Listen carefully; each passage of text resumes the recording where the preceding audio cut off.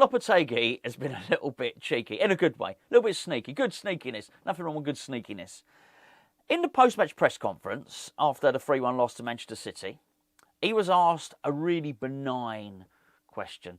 The sort of question which you just bat away, you don't even really need to answer. Certainly not the type of question that's unavoidable, and not the type of question by which, with the answer, you can stir things up and cause a little bit of controversy. Not controversy, but a few more news reports, as it were. Very easy to keep it quiet. And the question went along the lines of this, which is, Mr. Lopetegui, are you pleased to see the back of the transfer window with deadline day closing? Now, the reason he was asked that question, I suspect most managers were asked it, but very much consistently, Lopetegui has said, when asked about the transfer window over the last 2-3 weeks, I don't like it. He says, I don't like it. He doesn't feel that it should run into the season. In Lopetegui's perfect world, the transfer window closes before the season starts. He thinks it's a distraction. He's been really clear on that. He's said it over and over and over again. So I think it was a reasonable question from a journalist to say, OK, we hear what you said before. It's finished now. Are you pleased it's over? Therefore, the answer should have been, yep, absolutely. We move on. We're going to concentrate with the players and the squad that we've got. Yeah, he gave a really, really strange answer. It was cryptic. It was good. I liked it, by the way. There's no criticism of Lopetegui. It's just at a point where maybe the transfer speculation and transfer rumours quite possibly would have been over. He's opened it up again. Let me glance this time. Let me tell you what he said. So in answer to the question, Lopetegui has said, the window is now closed and you can only sign 3 players right now.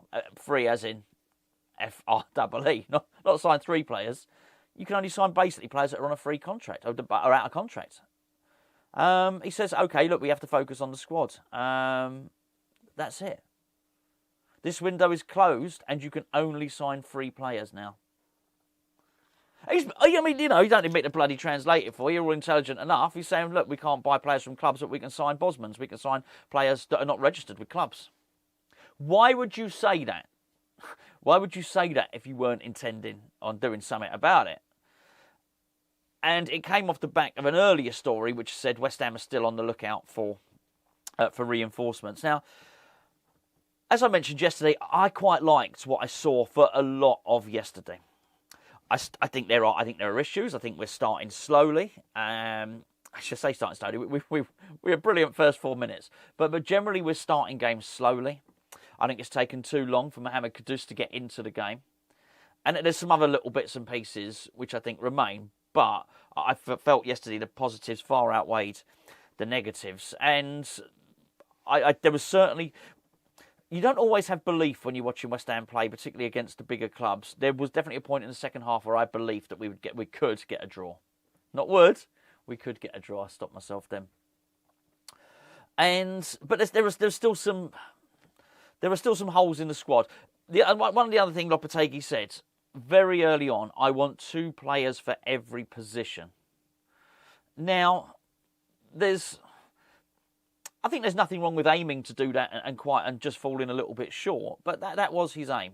Has he quite got it? No. So, for me, I think there's the left back's a slight situation there, particularly with Cresswell's injury. Even without Cresswell's injury, I'm not entirely sure how well he's going to perform for Lopetegui. I think yesterday was the first time when I saw proper advanced fullbacks with any consistency throughout the game. I think if you took a screenshot of West Ham attacking, as I say, in those first 4 minutes, there was a point where Aaron Wan-Bissaka was in advance of Jarrod Bowen, and it wasn't like he ran and ran back. They stayed there. They were pressing. He was there in open play and from the press. So basically, in and out of possession, Wan-Bissaka was very, very far forward. It also happened where once again, I don't think Emerson had a great game, but Emerson found himself in a position where he was very, very advanced again. And then in the second half, there was the period where Wan-Bissaka had switched to the left-hand side, and the same thing happened, where he was well in advance of Somerville near the end of the game. So I think we're starting to see the deployment of these fullbacks, which was described to us before Lopetegui came. I hadn't found it particularly prevalent in the first few games. Pre-season, yes, but not in the first, few competitive games. But it was always going to take a little while for him to bed in, which is, why I probably wouldn't even start assessing or overly judging anything as an overall until probably October or something like that. Obviously, you assess the game on a game-by-game basis, and you do a match review, and we do the stuff that we do on Hammers Chat. But if you want to overall assess Lopetegui's impact, you're going to have to wait a little while before we really start seeing his tactics. But if that is going to be the way to go with those fullbacks, then you have to think, well, I'm not sure how well Crespo's going to fit into that. So I think there's probably room to get a left-back on board. And as a lot of people have pointed out, the central defence.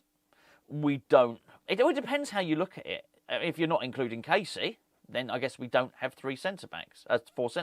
But I think I think it's probably okay. If you're only going to ever play two at the back, I think it's fine. If you're going to start playing three at the back, we're probably short in terms of squad numbers. Edson Alvarez played probably, I don't know how much, but a lot of his career in central defence. I guess he's an option to put there if the worst happens. But wouldn't be surprising if West Ham went and tried to buy or hire, rent. Is that what you do? What do you do with freebies? You rent them, don't you? You got to go and get somebody on a free as a central defender. If I think we're going to do anything, I think it'd be those things. I don't think we're going to do anything up front. I mean, who are we going to get? I mean, we've got, it's like Dad's army up there, isn't it? We've got Danny Ings, Fulkrug, and of course, Mikel Antonio. I would not be surprised to see Bowen ended up playing up there anyway. I think it might be the natural way that things go. And, you may have looked at David Moyes had it right all along by doing that, maybe. It's quite possibly the best option. There's obviously a frustration that we didn't get Duran. And I wish we did. That being said, I'm pretty pleased with the transfer window. I don't expect that we can get everything. I totally understand that. But I do think that probably the opportunity to get Duran's gone now. He's not going to be. If he was 40 million, he's probably 45 now. Do you know what I mean? He's scored twice, scored against us, scored yesterday. And, it may well, if he can oust Ollie Watkins from the starting lineup, not permanently, but just for a bit, then there's going to be other clubs interested. Sometimes we often say you get one chance to get a player. And that was probably it. But, hey, look, one of those things that didn't happen. I'll probably speak about Wan-Bissaka tomorrow, just because I'm so thrilled with him. So that there's a lot of signings we did get right. I'm really liking what I'm seeing from Rodriguez as well. Funny enough, the club are reporting that Kurt Zuma has left to join the Saudi Pro League. Well, he's joined. I don't know, he passed that medical. On a loan. Now, it's quite interesting how they phrased it. The loan gives the indication that he's coming back. He's not coming back. We won't see him in the claret and blue again, that's for sure, at London Stadium. Well, unless he signs for Burnley or something like that and plays against us. So, yeah, I did wonder, though, was it a loan sort of wrapped up in... I don't know it works. I might be completely wrong, but is there a less stringent medical if it's a loan rather than him just signing for them? I do have a certain level of sympathy for him, actually. He's 29. He should be at his peak. This should be it. This should be prime, absolutely prime Kurt Zuma, but it's not. It's broken Kurt Zuma, actually. And, I mean, he was... But I do maintain this. I don't think he'd have gone. I really don't think he'd have gone. I think if Moyes had stayed, Zuma would still be here. And he would have seen some game time by now. I'm quite sure of it. He'd have had to do the patchwork and repair in between, but he would still be involved. So... I think a Gerd going late as well has probably left us a little bit short. But I do understand why both those players had to go. Absolutely, 100%. The other thing that seems to be doing the rounds this afternoon as you watch this, Danny Ings could still leave because there are other transfer windows open. There's other means for him to plot his escape from West Ham. He doesn't want to escape from West Ham. I think that much is really, really clear. And I do wonder if him being omitted from the bench yesterday was a way of saying, look, mate, you should have gone. Which is, I do find, if that is the case, and I don't know that, it's just speculation. It's I've heard nothing from the club, or no whispers, no rumours about that, nothing from anyone else. No one said anything, but it would be ironic if that is the case, because I think possibly one of the things that encouraged him to stay, thus believing he had a chance at West Ham, was the fact that he'd been involved and he had been on the bench, and he got off the bench, didn't he, against Aston Villa. So I do wonder if, almost the horse has bolted now. I thought we were going to say, we're going to leave you out of the squad now. As I say, you probably would have been better off making your point the first 2 or 3 games of the season, letting him know that he had no future at all. I do suspect we're going to probably need at some point a slightly more mobile striker. But I'm going to let it play out. I don't want to rush to any judgment on not just Füllkrug, but whether or not Ings is going to feature or not. But I suspect he won't. And, whether the fitness, not even the fitness, the pace, the athleticism of Mikel Antonio has dropped off slightly. I think it's a little bit too early to judge, but I do look at it and wonder, should we have got a more mobile striker? We might live to regret it. I wouldn't be surprised if we look to revisit that and try and get someone fast in January. But I don't want to overly rush to assess Füllkrug yet. I keep saying I'm looking to find out more about him.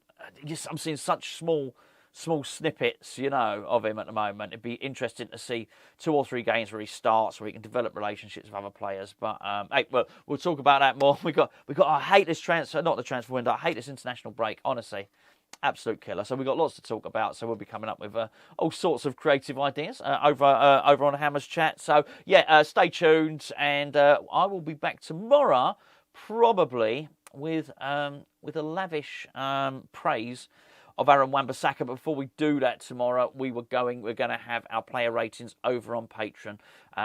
So if you haven't joined Patreon, we've got a 7-day trial running now. If you're still with us, thank you very much for staying with us for yet another month. We absolutely appreciate all the help we get over on Patreon. It really is the best way that you can support Hammers Chat. Right, I'll catch up with you tomorrow.